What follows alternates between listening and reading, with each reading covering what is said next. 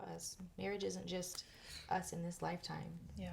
Yeah. So it's bigger than And us. I was gonna say, like, a lot of times it's like, okay, you want to get married and you have to have this big wedding so you can invite everybody and this and that. And that's what really stopped us a lot. I was like, oh, we ain't got no money for that. Exactly. And it's like, okay, let's save. And then had a baby. Okay, save again. Oh, have another baby. You know, and in the end, it's like, it's you and your husband. It's you two, not everybody else. And that's what I've learned, like, when we did have that meeting with our pastor, is like, if you know what, you want to get married now, we can go and do it in my backyard. Yeah. And he even offered that, you know, because, and he was like, you guys been together for 10 years. What are you guys waiting for? And it's like, oh, we're waiting to have a wedding, you know, because we both have big families. But he was like, that's not what you guys really need, you know. This is about you guys. And it's like, oh, Yeah. no, it is about us. We don't need to have this big fancy wedding and, you know, whatever you see on Facebook at the time, because I don't think there was Instagram. Maybe. There was Instagram, girl. Stop trying to date us. There was But Instagram. still, like, I don't know, just putting that in your mind as well as, like, you can get married and not have a big wedding because in the end it's you two. Right. Yeah. Yeah, the wedding part, that's just a small snippet of what's to come later. Right. Like, you want to have this grand thing. Yes, a wedding and all that, that's a beautiful thing. But that's, you know, everything's all happy and everything's all like, yay, you know, because it is a beautiful thing. It is. That's small compared to the bigger picture of, you know, the marriage. And For sure.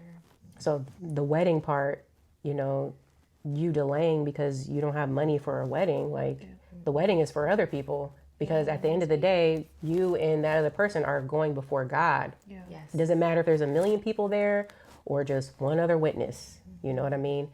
As long as God is there as you guys come together in this covenant, you know, that's all that really matters.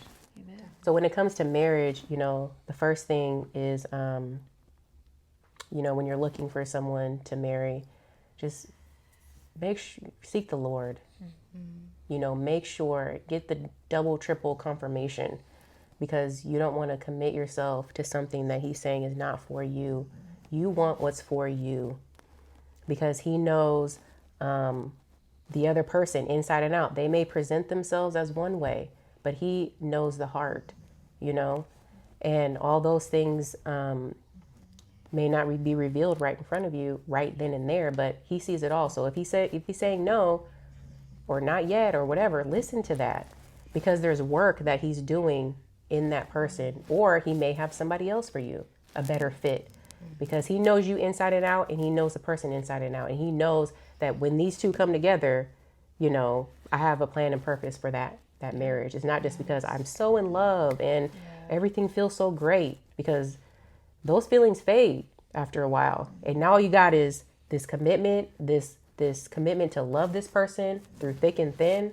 And that's what you'll have. You're not always going to have this elated feeling of I'm so in love. You know what I mean? Like, it happens in the beginning because, you know, all the things, you know what I mean? But like over time, it fades. And then, you know, you're going to love that person for who they are, flaws and all, you know, and stay committed to that no matter what. Yes. Yeah. So, You know, looking for love or looking to, you know, if it's your goal to be married and right now you're single, I would say work on yourself and your relationship with the Lord. Because when you are entering into a marriage unhealed and you have all of these issues that, you know, still need to be brought before the Lord and surrendered before him, like all of those areas will be magnified in a relationship and in a marriage specifically, because those things are going to come up, little triggers are going to come up, and, you know, you might be projecting them onto your partner, and projecting them onto your husband or your wife. And really, I would just say focus on the Lord first and foremost, and then he'll lead you to the right person if it's his will for you to be married. Yeah. You know, then everything will fall into place. yeah, submitting unto him, you know, because a lot of times we are looking for people to fulfill this void or whatever. Like, I just want to be with somebody, I want to be married. But it's like he needs to be in the, you know, fill those voids before you can, you know, Yes. come into a what is the word I'm looking for? Like a fulfillment or into Come a into a covenant covenant. Man. with somebody else. You know what I mean? Because then you're going to be like you said, projecting those things onto them. And that's too much pressure for a person For sure. to feel like I need to make this person happy all the time. Like, that's a lot. I'm burdened down. Impossible. It's impossible. So you need to have your joy and all the things in Christ first before you join yourself with someone else, because we are imperfect people, but at the same time, this is supposed to be a partnership, Yes. you know? And so you don't want to place a burden on them that they can never fulfill, that can only be filled through Christ and Christ alone. Yeah. One person cannot be your everything.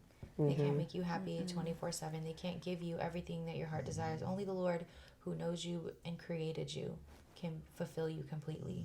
So you're right. Don't put that burden on someone else, or else you're just going to end up disappointed, and they're going to end up feeling, what's the word? Not like they're not enough. Exactly. Because it's like they're trying to, the moment they, like, let's say a person always feels rejected, right? And so he wants to go play pool with his friends or whatever, you know, hang out with his friends because he needs some me time. And now you're at home feeling rejected. Right. But he was like, I just spent time with you Yeah. all day. Can I have this little moment to myself? Because he, at the same time, he's still an individual, you know? He still needs to do those things that, you know, make him feel, you know, like a person. Not saying that he doesn't feel like a person with you, but there are things separate from the marriage that he would like to do as a, you know, things that he may enjoy, you know what I mean? So you may feel rejected, and it's like he's continuously trying to fill that hole of you feeling like, you know, you're abandoning me, you're, you know, all this stuff. And it's like he can never feel it. You can never. And that's also probably because that's something else that needs to be healed by the Lord, and insecurity that you need to surrender to the Lord. So if you're entering into a relationship where you're healed and you're whole, then you're going to have a better marriage. Yes. Now, it wasn't the case for me. That came along later on in my walk with the Lord. But, you know, now that I am, you know, just better as an individual, I'm better as a wife, and we're having a better marriage. So, Yeah. Same. You know, with this commitment, you know, especially before you get married, staying committed to Christ, that's like your, I'm going to say trial period, but like before you can be committed to someone else, can you be committed to Christ? You know, that's where your commitment is tested for real. You know, like if you are out there having sex before marriage, do you think that once you get into a marriage, whatever issue or lust or whatever you have is just going to go away? So if you can abstain from it and wait for the one that God has for you, then you know through that testing of time that you can be committed to this person. You're not going to want to think about having sex with somebody else while you're married, or, you know what I mean? Or you're not going to commit adultery and all this other stuff because you've already committed yourself unto Christ. So you're married to him until he brings someone that will be able to fill that spot, you know, that he has prepared for you. You know what I mean? In your marriage, is there a verse that you've stood on, prayed, or just to strengthen your marriage or get you through anything or things that reminded you of God's place in your marriage? Like, is there any specific verse that...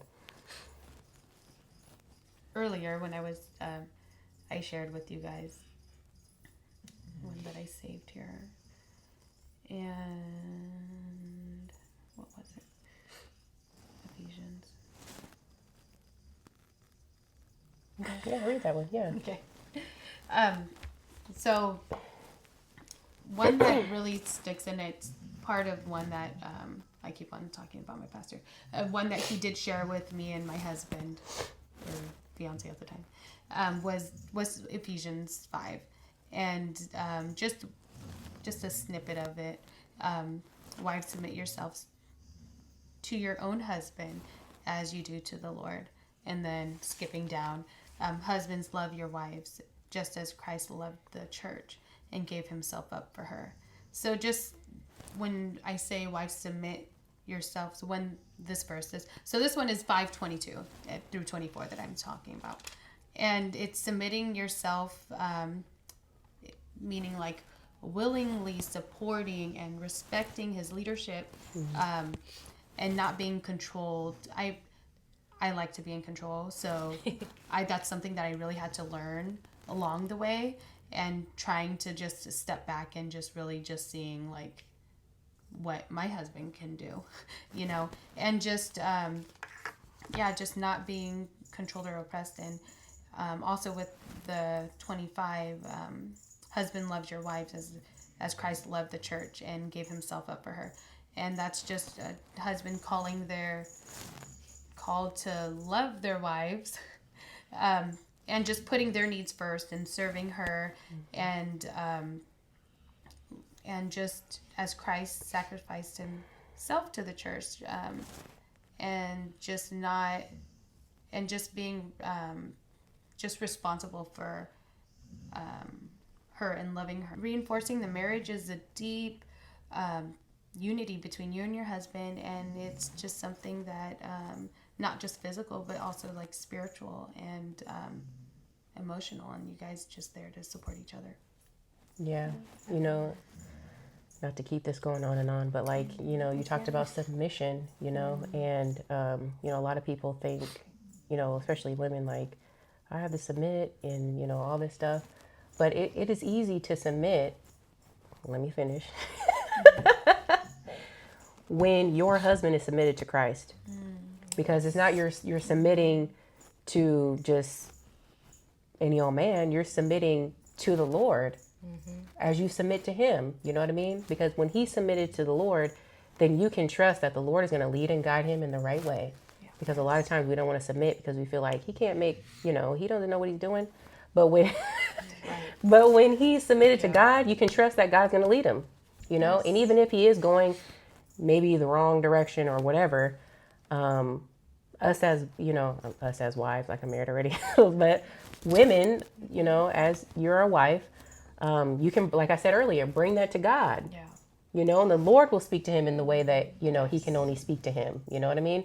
He may just have a thought like, oh, you know what? I'm gonna, you know, it's like, thank you, Lord. You know what I mean? It's happened. Yeah. So it's like I said, submission can be difficult, but once you know that your husband is submitted to God, because that's how it should be. Husbands submit to God, and the wives submit to the husband. Right. But also, you know, as a wife, your relationship with God is still important, you know. Mm-hmm. So if your husband is trying to lead you to do something outside of what God is, outside of what his word says, then of course you don't need, you know, you don't submit to that. You know what I mean? Like this is my first, you know, priority is the Lord. So I can't submit to you telling me to sin or do this or that. You know what I mean? So, I think we could have a whole separate episode about submission. Yeah. Because it is like, it's hard. Like what, 2025, a lot of us women now are raised on like, oh, independent women. Like we, you know, well, oh my gosh, I'm singing Beyonce in my head right now. Yes, but really, like submission can be hard. But if you're not submitting, and I had to learn this, you're hindering your husband from becoming the man of God and the leader in your home that God has meant him to be. Yes. Because if you're the one making all of the decisions and you're the one that has the final say in everything, because it is a partnership, but ultimately you should submit to your husband, then you're hindering him from being able to step into the role of a leader. Yeah. And then you're going to complain that he's not a leader. It's because you keep taking charge and not allowing him to flourish and grow in the Lord. And so that's something that I've been learning, you know, as my husband is, you know, like started a business and like growing and doing all these things. Like there might have been times where I wanted to say, I don't know if that's the best idea. But like you said, like if you're submitting to a man who submits to the Lord, you know, you're submitting to the Lord and also trusting that no matter what he does, even if he does mess up, God is ultimately in control over everything. And so it might be hard pill to swallow for people to be like, I don't want to submit, but ultimately your relationship, your marriage is going to be so blessed when you're following God's context for us. It's not a jail cell, you know, he knows what's best for us. And that's why he gives us these guidelines for marriage. Yep. Yes. I just want to thank you guys for, you know, coming on and having this discussion. And I know, like, you know, it's not like we're some marriage veterans, you know what I mean? But you learn a lot, right? In 10 years? Yeah. So I'm sure there's going to be a lot more, you know, to be learned later on. But I just want to thank you guys for coming on. Yeah. And for our viewers, If you have any questions about marriage or anything like that, just drop it in the comments. And if you are married and you have more insight or advice about marriage that you want to share with others, put it in the comments. So we'll see you on the next episode. Oh, like and subscribe, and we will see you on the next episode. Bye. Bye.